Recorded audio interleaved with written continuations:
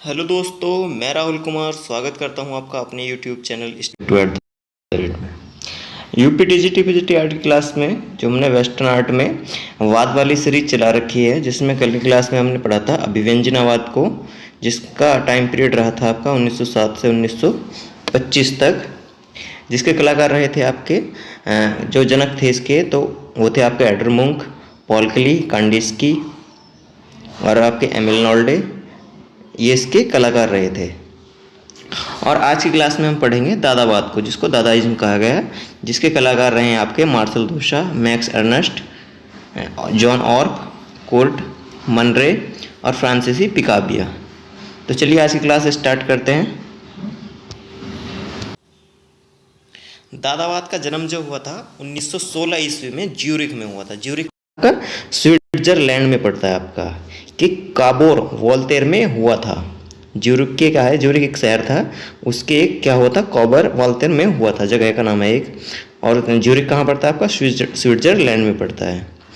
14 फरवरी 1916 ईस्वी को दादावाद की हुई प्रथम बैठक में बॉल ने इसका प्रथम घोषणा पत्र तैयार कर सुनाया था। किसका, दादावाद का। किसने कौन सा घोषणा पत्र लिखा, ये आपको हर बात में याद रखना है। जैसे टीजीटी आर्ट में आपके 2021 में एग्जाम में आया था कि भविष्यवाद का घोषणा पत्र किसने लिखा था, तो आपका फिलिप्पो तोमास्टो ने लिखा था। ठीक है, तो आपको जितने भी वाद हैं उनके किसने उसका घोषणा पत्र लिखा, क्या किया था, इन्होंने तैयार कर सुनाया था। दादावाद का नामकरण बड़े अनोखे ढंग से किया गया था। क्या किया गया था, दादावाद का जो नामकरण किया था बहुत ही अनोखे ढंग से किया गया था। जर्मन फ्रेंच शब्दकोश को जब चाकू से खोला गया तो जो शब्द पहले दिखाई दिया, बस उसी के नाम पर इस आंदोलन का नाम दादावाद पड़ गया। क्या, जब जर्मन फ्रेंच शब्दकोश था को, जब उससे जो डिक्शनरी थी इनकी, जर्मन फ्रेंच के शब्दकोश डिक्शनरी जो थी इनकी को, जब उसने चाकू से खोला गया तो जो सबसे पहले दिखाया गया, बस उसी के नाम पर इस आंदोलन का नाम दादावाद पड़ गया था। दादावाद का अर्थ क्या है आपका, झूलने वाला या लकड़ी का घोड़ा। ये क्वेश्चन भी आता है कि दादावाद का अर्थ क्या है, तो वो है आपका लकड़ी का झूलने वाला, लकड़ी का घोड़ा। ठीक है, तो कौन सा वाद का क्या अर्थ है, ये भी आपको अच्छे से याद रखना है। आगे देखते हैं। इस आंदोलन का लक्ष्य जो था, अव्यवस्था, अराजकता, तर्कहीनता तथा समस्त पूर्ववर्ती कला शैलियों एवं कला रूपों का विरोध करना भी था। क्या था इसका, अव्यवस्था करना, अराजकता और तर्कहीन था इस आंदोलन का लक्ष्य। और समस्त क्या था, पूर्ववर्ती कला शैलियों एवं कला रूपों का विरोध करना भी था इसका। नेक्स्ट देखते हैं। दादावादी कलाकार अपनी कला प्रदर्शनी में पुराने बस टिकट, रस्सी के टुकड़े, पुरानी खराब घड़ियाँ, लकड़ी के गुटके, टूटे बल्ब, पुराने चित्र, फोटो, टूटी फूटी चीज़ें इत्यादि सब तरह का रद्दी सामान रख देते थे। वह उस पर अनोखे शीर्षक लिख देते थे। क्या करते थे दादावादी जो कलाकार थे आपके, पुराने बस टिकट को, रस्सी के टुकड़ों को, पुरानी खराब घड़ियाँ को और लकड़ी के गुटकों को, और टूटे बल्ब, पुराने चित्र, फोटो, टूटी फूटी चीज़ें इत्यादि सब क्या करते थे, इत्यादि सब तरीके का रद्दी का सामान रख देते थे, उस पर अनोखे शीर्षक लिख देते थे। इन वस्तुओं को वे या तो पट पर चिपकाते या शिल्प कृति के समान चौके पर रख देते थे, या कलाकार प्रदर्शनी स्थल पर कुल्हाड़ी भी रख देते थे, ताकि जो कृति अच्छी लगे उसे दर्शक कुल्हाड़ी से नष्ट न कर दें। 1920 ईस्वी के बाद जो था आपका पेरिस में दादावाद का चरम उत्कर्ष हुआ, और आपका 1922 ईस्वी तक यह आंदोलन जो अन्य शैलियों को नष्ट करने के उद्देश्य से उत्पन्न हुआ था, वह स्वयं नष्ट हो गया था। क्या गया था, जब ये दूसरों को नष्ट करने के लिए इसका काम हुआ था, तो ये क्या हुआ था, खुद ही नष्ट हो गया था। ठीक है, और इसी के साथ ही यह अन्य महत्वपूर्ण आंदोलन अति यथार्थवाद का जन्म हुआ था। इसके बाद जो था आपका, जिसके जनक जो रहे आपके साल्वाडोर डाली रहे थे। दादावाद का जो प्रणेता व मुख्य कलाकार थे वो मार्शल दूशा थे, जिनका एक चित्र आता है आपका, जीने से उतरती निर्वस्त्र स्त्रियाँ। ये बहुत बार पूछा गया है इसका चित्र। Francis Picabia, Max Ernst, Jean Arp, Raoul Hausmann, Man Ray, निस्तान Tijara, Kurt स्विटर्स, इत्यादि क्या थे, ये दादावाद के प्रमुख कलाकार थे ये। आगे देख लेते हैं, इसके पहले कलाकार देख लेते हैं मार्शल धूषा, जिनका टाइम पीरियड रहा है आपका 1887 से 1968 ईस्वी तक। दादावाद का प्रणेता जिसको मार्शल धूषा आरंभ में घनवादी चित्रण से प्रभावित था। किससे चित्रण से थे? घनवादी चित्रण से प्रभावित थे। कौन? मार्शल धूषा। तत्पश्चात दादावाद का महान कलाकार बने। उसके बाद क्या बने ये? दादावाद के महान कलाकार बने ये। धूषा का जन्म 1887 ईस्वी में पेरिस फ्रांस में हुआ था। उसके अन्य 3 भाई भी थे, भी कलाकार थे। 1911 ईस्वी में मार्शल धूषा ने मशीन जैसी एक आकृति को चित्रित करके उसको शीर्षक दिया कॉफ़ी की चक्की। इस चित्र से उसने जंगली जातियों द्वारा पूजे जाने वाले भयानक देवताओं के समान ही आधुनिक मानव द्वारा यंत्रों के पूजने का उपहास उड़ाया।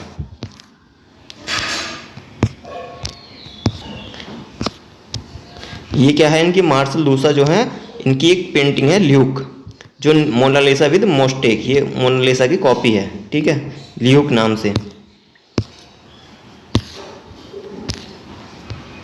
1912 ईस्वी में धूषा भविष्यवादियों के गतित्व के सिद्धांत से प्रभावित होकर अपना चित्र जीने से उतरती हुई नग्न आकृतियाँ, जिसको न्यू डिसेंडिंग ए स्टेयरकेस कहा गया। ये बहुत बार पूछी जाती है कि ये चित्र किसका है, जीने से उतरती हुई नग्न आकृतियाँ। तो ये आपका मार्शल धूषा का है। और किस बात से संबंधित है? तो आपके दादावाद से संबंधित है ये। इसमें आकृति को किसी मशीन के पुर्जों की भांति विभिन्न अंगों से निर्मित किया गया है। 1917 ईस्वी में उसने चीनी मिट्टी के एक मूल पात्र पर अपना हस्ताक्षर करके फव्वारा, जिसको फव्वारा नाम दिया गया, शीर्षक से उसको सोसाइटी ऑफ इंडिपेंडेंट आर्टिस्ट की प्रदर्शनी में प्रदर्शित किया। कौन सा चित्र बनाया इन्होंने? मूल पात्र पर अपना हस्ताक्षर करके क्या किया? फव्वारा नामक। ये बहुत बार पूछा गया फव्वारा चित्र, फव्वारा आ सकता है या फाउंटेन आ सकता है, ठीक है, फाउंटेन को ही फव्वारा कहते हैं इंग्लिश में। शीर्षक से उसको क्या कहते हैं? सोसाइटी ऑफ इंडिपेंडेंट आर्टिस्ट की प्रदर्शनी में प्रदर्शित किया गया है। ये इनका चित्र है मार्शल धूषा का फाउंटेन, जिसको फव्वारा कहा गया है। इस तरह में बनाया इन्होंने, ठीक है, और इस पर इन्होंने ये अपना नाम लिखा हुआ है। ये जो है मार्शल धूषा का फाउंटेन है, जो चित्र है, और ये फाउंटेन 1917 में बना है, जिसको फव्वारा शीर्षक नाम, ठीक है। 1915-23 ईस्वी के बीच में उसने अपना चित्र, कौन सा? ब्रह्मचारियों से विवस्त्र की गई वधू, the bride stripped bare by her bachelors, एवं चित्र बनाया। किसने? मार्शल धूषा ने 1915 से 1923 ईस्वी के बीच। 2 ग्लास पैनल पर तेल, वार्निश, शीशा, पन्नी, फ्यूज, तार व धूल जैसे सामग्री से बनाया है। क्या क्या बनाया इसमें? 2 ग्लास पैनल पर तेल, वार्निश, शीशा, पन्नी, फ्यूज, तार व धूल जैसी सामग्री से यह चित्र बनाया गया है। यह चित्र वर्तमान में कहाँ है? तो फिलाडेल्फिया संग्रहालय ऑफ आर्ट, फिलाडेल्फिया यूएसए में सुरक्षित है आपका। नेक्स्ट देखते हैं। धूषा ने 1920 ईस्वी में घूमती कांच की तस्तरियाँ व 1935 ईस्वी में घूमते शिल्प बनाया। कौन सा चित्र बनाया इन्होंने? धूषा ने 1920 में घूमती कांच की तस्तरियाँ व 1935 ईस्वी में घूमते शिल्प चित्र बनाया इन्होंने। नेक्स्ट देखते हैं। दादावाद का जो चरमोत्कर्ष था वह उस समय दिखाई दे पड़ता है जब धूषा ने 1919 ईस्वी में मोनालिसा के प्रतिकृति पर चित्र पर मूछें चित्रित करके प्रदर्शित किया और उसको शीर्षक दिया लूक। क्या किया? मोनालिसा की प्रतिकृति बनाई इन्होंने, कॉपी बनाई और उस पर क्या बना दिया था? उनकी मूछें बना दी थी और उसका चित्र का शीर्षक क्या दिया था इन्होंने? ल्यूक नाम दिया था। आगे देखते हैं।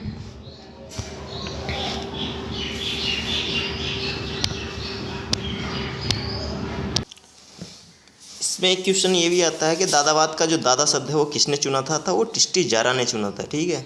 ये क्वेश्चन भी बहुत बार पूछा गया है कि दादा शब्द किसने चुना था दादावाद का, तो टिस्टी जारा ने चुना था ये, ठीक है। और घोषणा पत्र किसने लिखा था? वो दादा मैनिफेस्टो ने तैयार किया था इसका। कब किया था? 23 मार्च 1918 को।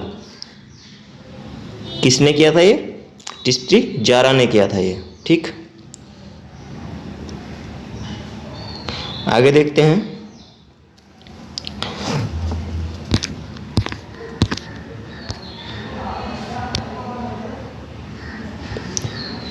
नेक्स्ट कलाकार देख लेते हैं, फ्रांसिस पिकाबिया, जिनका टाइम पीरियड है 1879 से 1953 ईस्वी।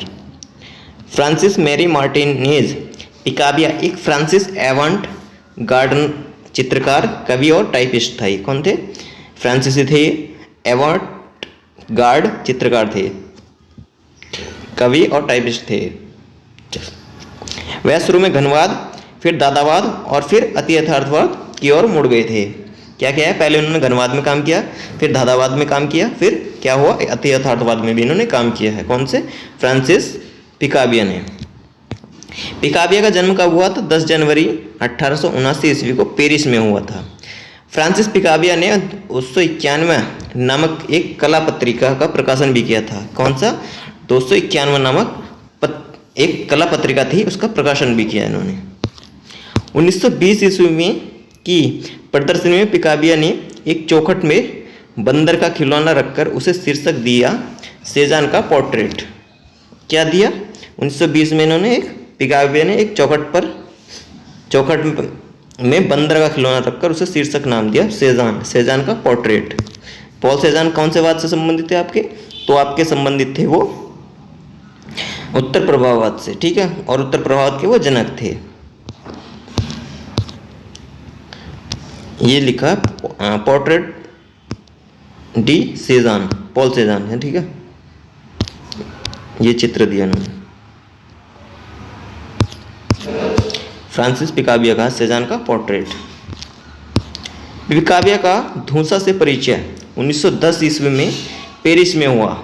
आगे चलकर उसे सुरीलवाद के विकास में भी सहयोग दिया गया, जो घनवाद का ही एक रूप था। प्रथम विश्व युद्ध के समय जब धूसा न्यूयॉर्क पहुंचा तो 1915 ईस्वी में पिकाबिया भी वहां पहुंच गया था। कौन? जब पिकाबिया का धूसा से परिचय हुआ 1910 में, तो वे कहाँ थे? पेरिस में हुआ था इनका परिचय आपस में। और आगे चलकर क्या हुआ? उसने सुरीलवाद के विकास का भी सहयोग दिया, जो घनवाद का ही एक रूप है। किसका? घनवाद का ही क्या है? सुरीलवाद एक रूप है। प्रथम विश्व युद्ध के जब धूसा न्यूयॉर्क पहुंचा तो 1915 ईस्वी में पिकाबिया भी वहीं पहुंच गया था धूसा के साथ साथ। जिस समय ज्यूरिख स्विट्जरलैंड में दादावाद आंदोलन प्रारंभ हो रहा गया था, न्यूयॉर्क में भी मन रे तथा पिकाबिया उन्हीं के समान लक्ष्य लेकर प्रयोग कर रहे थे। आगे देखते हैं। अमेरिकी कलाकार मन रे छायाचित्र के कांचों पर प्रयोग करके रेयोग्राम का आविष्कार किया। किसका? छाया प्रकाश से चित्रों के कांचों पर प्रयोग करके क्या किया? रेयोग्राम का इन्होंने आविष्कार किया। किसने? मन रे ने। जो कौन थे? अमेरिका कलाकार थे, अमेरिकी की। रेयोग्राफी आधुनिक छायाचित्रण की प्रगति में काफ़ी सहायक थी। कौन थी? रेयोग्राफी जो थी आधुनिक छायाचित्रण की प्रगति में काफ़ी सहायक रही।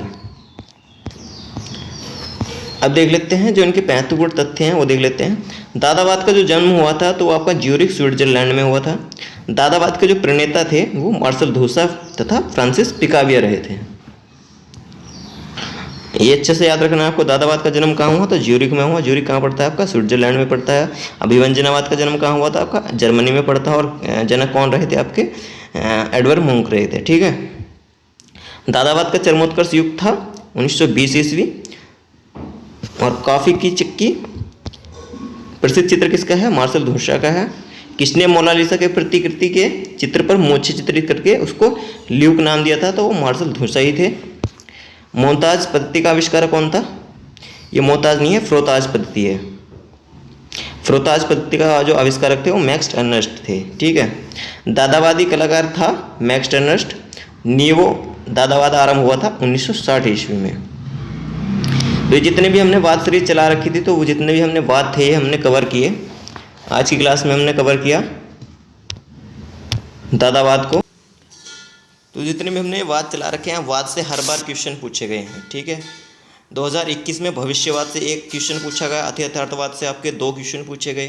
घनवाद से भी 2 पूछे गए आपके, उत्तर प्रभाववाद से भी 2 पूछे गए और रोमांसवाद से भी 1 पूछा गया और प्रभाववाद से 1 पूछा गया आपका। ये सारे कितने, कम से कम 10 क्वेश्चन जो है आपके वाद से ही संबंधित 2021 जो टीजीटी आर्ट का एग्जाम था उसमें पूछे गए हैं, और पीजीटी में कम से कम 20 क्वेश्चन पूछे गए हैं वाद से ही संबंधित। तो ये जो आपकी क्लास थी पीजीटी आर्ट और नेट जेआरएफ के लिए बहुत ही महत्वपूर्ण क्लास थी ये, और इन बात को जो है आपको अच्छे से कवर करना है। ये हर बार हर बात से हर क्वेश्चन पूछा जाता है, ठीक है। कौन से वाद कहाँ से संबंधित है, कौन से देश से है, उसके जनक कौन है, ठीक है, उनका जनक का जो शीर्षक है वो घोषणा पत्र किसने लिखा वो अच्छे से याद रखना है। कौन से कलाकार कौन से वाद के अंतर्गत आता है ये आपको अच्छे से याद रखना है, ठीक है। तो चलिए आज की क्लास यहीं समाप्त करते हैं। जय हिंद।